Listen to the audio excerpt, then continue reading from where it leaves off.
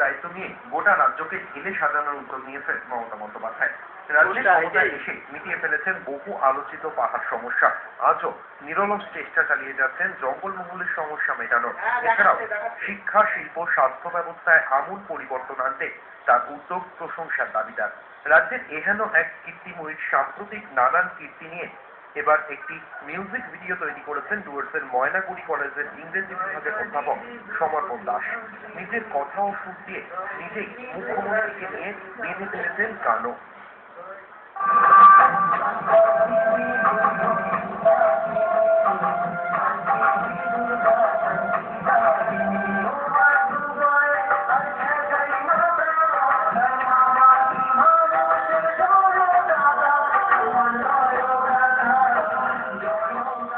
আগামী বুধবার মুখ্যমন্ত্রী ডুয়ার্সে এলে তার হাতেই এই মিউজিক ভিডিওটি তুলে দেবেন সমর্পণ বাবু।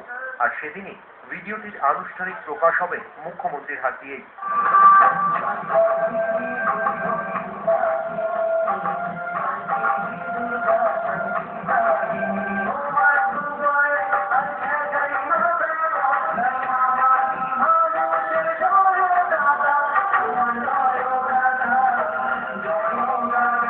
উত্তরবঙ্গ সফরে রয়েছেন মুখ্যমন্ত্রী মমতা বন্দ্যোপাধ্যায়।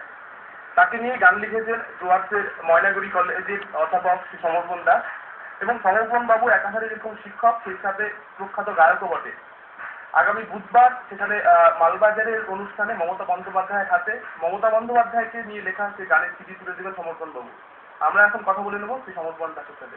সমর্পণ বাবু, গানের মানে এই চিন্তা ভাবনাটা আসতে কোথা থেকে?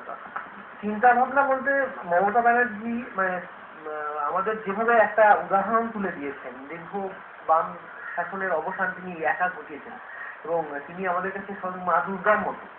সুতরাং তার এই কর্মকাণ্ডের, এই বিশাল কর্মকাণ্ড থেকে উৎসাহিত হয়ে আমরা তার জন্য একটা গান তৈরি করার পরিকল্পনা করেছিলাম এবং সেই পরিকল্পনার পরবর্তী হয়ে আমরা এই গানটা লিখে শুরু করে এবং গানটা মিউজিক করে ভিডিও করে কমপ্লিট করেছি। ঠিক এই সময়টাই বেশি নিলেন কেন? ঠিক এই সময়টা বেছে নিলেন এই জন্য যে গানটা তৈরি করার সময় আমাদের মাথায় ছিল একটা কথা, যে আমাদের মুখ্যমন্ত্রী, মাননীয় মুখ্যমন্ত্রীর সঙ্গে আমরা দেখা করে ওনার হাতে জিনিসটা তুলে দেবো।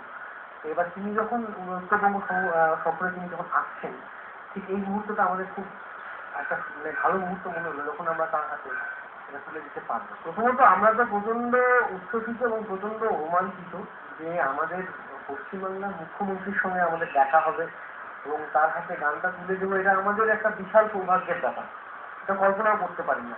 এখন আমরা সেই জন্য আশার প্রহর বলছি যে কখন ওনার সামনে যাবো এবং গিয়ে ওনাকে গানটা ওনার হাতে আমরা প্রদান করবো। যেহেতু সমর্পণ বাবু গানটা তুলে দেবেন বুধবারের অনুষ্ঠানে, স্বাভাবিকভাবেই যথেষ্ট রোমাঞ্চিত বটে সমর্পণ বাবু। আমরা কথা বললাম এতক্ষণ সমর্পণ দাসের সাথে। আমরা অপেক্ষা করে থাকবো কখন তিনি সেই সিডিটা তুলে দেন এবং তখনই কিন্তু সেই সিডিটা প্রকাশ হবে। অভিরূপে জলপাইগুড়ি থেকে তারা নেই। অন্যান্য খবর